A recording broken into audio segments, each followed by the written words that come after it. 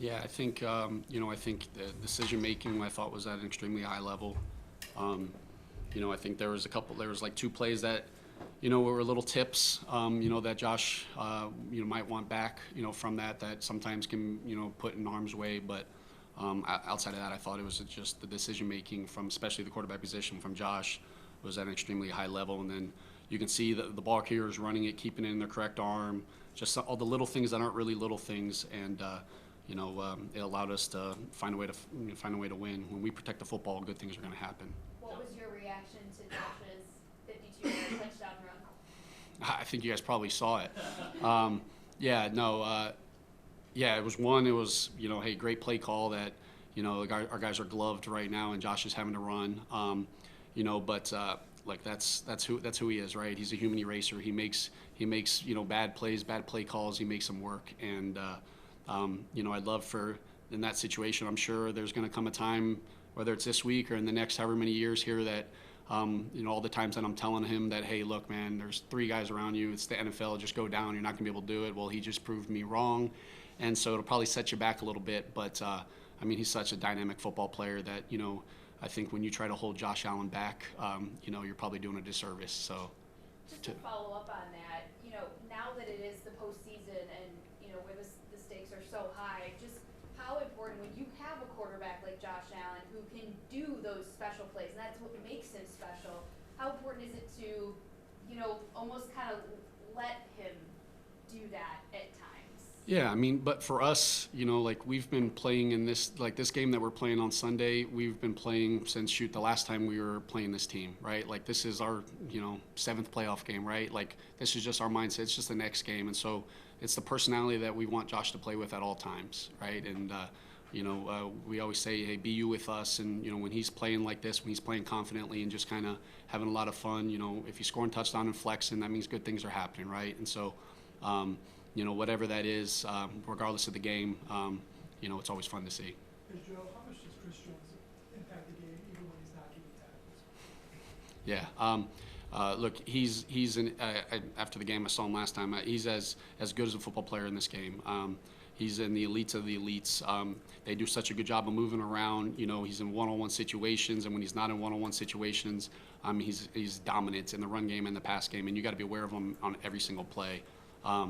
He does such a good job because he can rush inside, and then they put him outside on a tackle, and he's like an elite defensive end with it, and so. He makes life so much harder on us, on anybody game planning, because you got to be aware of him at any given time, and then on top of that, with everything else that comes with the defense. Joe, the first time you guys played Kansas City, in the first half you moved the ball well, you scored some points, you got some touchdowns. Then at halftime, things slowed down a little bit until the end of the game. Was it an adjustment that they made? Was it lack of execution from your offense? How did you see that when it happened the first time? Yeah, I think without putting it to any specific, obviously finishing drive, I think we got the ball in the start the half. We went down the field and then kind of stalled a little bit. I think it's just a combination of making sure that, hey, we're just doing a little bit of better together, where, maybe a protection on one play. Some guys are going one way, some guys are going the other. Or hearing just communication was just a little different. And so I don't think with anything in particular, the difference in the first half and second half. I think it was more just us being able to execute and be able to stay on the field on some third downs that we did earlier that we didn't do later. But we found a way, and our guys kind of stuck together in that game, and that I thought was a huge element and huge for our season of, hey, we hit a little bit of a lull in that second half, but then we got the ball back at the end of the game. We're able to go down and find a way to get points. Obviously, defense gets a stop, and so might not have been exactly how we wanted that second half, but finding the finish it that way was I think, kind of set us up for kind of where we are right now. Josh said the other day that Khalil defenses are starting a game plan for him. Are you seeing that on tape, and how does that display itself if you are? Yeah, it's it's unique, right? Because you got Stephon Diggs, you have Dalton, you have so many, you got a lot of skill guys, and you're from a game planning process. You're trying to figure out, hey, who are they going to try to take away? What's this matchup going to be? Who are they going to put on this one? And Khalil's continuously stepping up and rising to the occasions, and so it is something that you kind of get a feel of early. Hey, what's the plan of attack? How are these guys going to do? Because the reality of it is, when you have Josh Allen, you don't really get what you game plan for, right? He's an elite quarterback, and teams are going to throw a lot of things at a lot of things at you, and that's what makes him him, is because he reacts and he can adjust at an extremely high level. But a guy like Khalil Shakir, you see him make plays with the ball in hands that teams have to respect where he is on any given moment. You kind of just answered it there, but as a follow-up, if that is the case, that defenses are paying more attention to him, how big is that for the offense overall? Because you mentioned it there, you've got Stephon, you've got Dalton, you've seen that James can win a game, against Dallas, where he's kind of prominently featured. When you have all of those options, how difficult does it make, the offense to defend?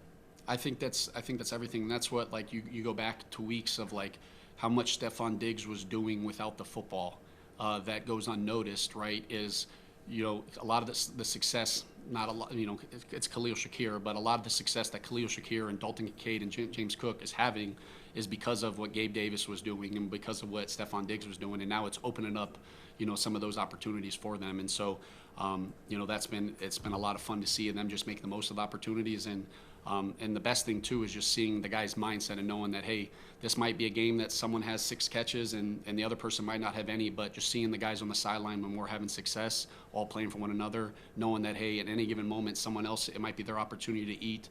It's a lot of fun, and they're kind of buying into each other, and I've enjoyed seeing that. You mentioned Chris Jones, obviously just such a tough matchup.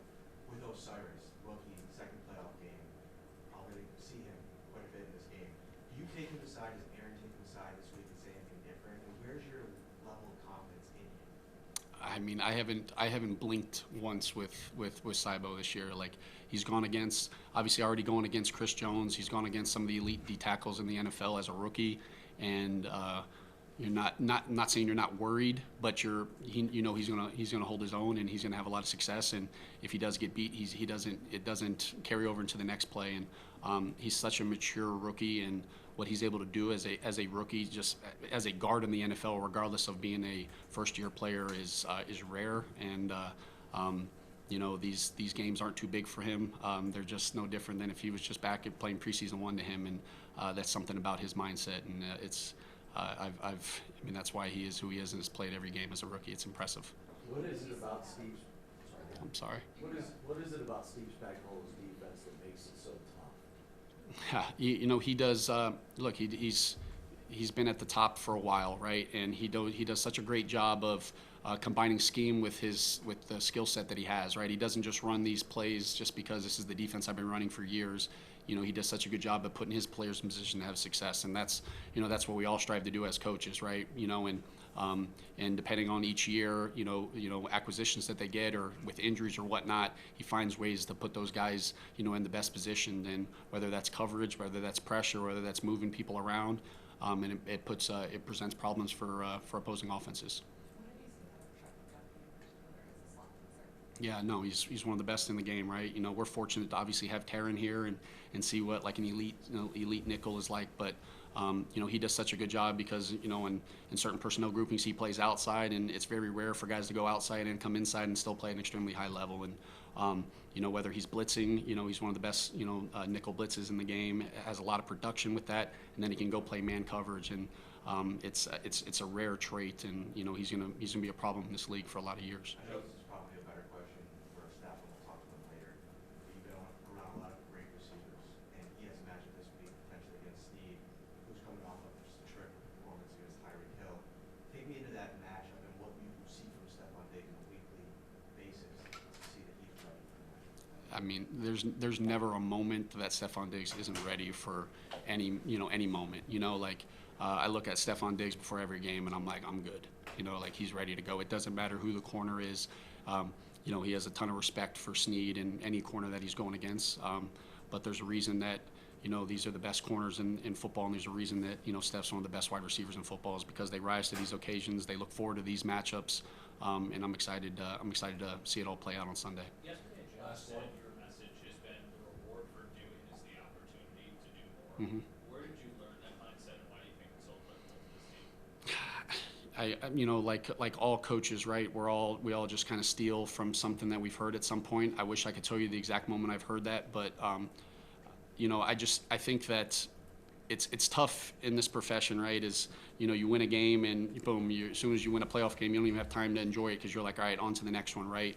But there's something so powerful in just knowing that we have opportunities to go do it again, and that competitive stamina to not feel like, oh, you know what, whatever I did last is good enough. It's like, hey, man, I got another opportunity to show my greatness, my dominance, my excellence. And so I'm a huge believer in that kind of quote, you know, and we have an opportunity to do more this week and hope to showcase who we are with the opportunity to, you know, do more as we move forward. All right. Appreciate you guys.